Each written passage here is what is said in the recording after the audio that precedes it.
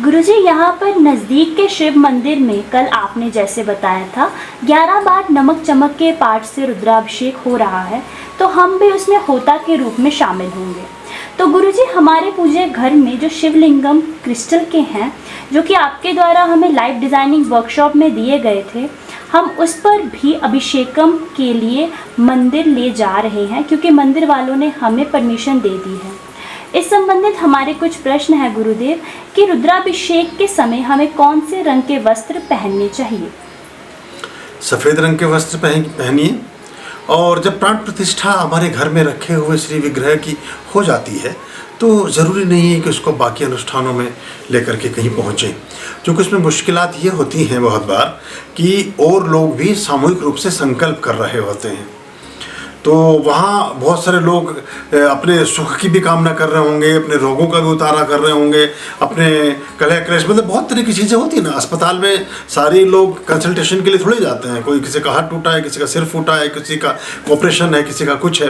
तो मंदिरों में जो ऐसे सामूहिक अनुष्ठान होते हैं उनमें घर के श्री विग्रह को ले जाना बहुत उचित नहीं है। वो तो हाँ करेंगे, लेकिन ये जो आपने जिस तरह से प्राण प्रतिष्ठा की है इसमें अगर आप अपने घर में ही रखें तो ज़्यादा उचित है। और ले जाएं तो देखिएगा कैसे आप उसका क्या कर पाएंगे, क्योंकि फिर और लोगों का भी अगर आप उसके पास रखेंगे तो अभिषेकम में और लोगों के भी सामान चढ़ेगा आपके इन सब चीज़ों पर, और फिर वो उसी तरह से फिर बढ़ता भी है, फिर उसका पुण्य भी वैसे ही बढ़ता है उतने ही लोगों में।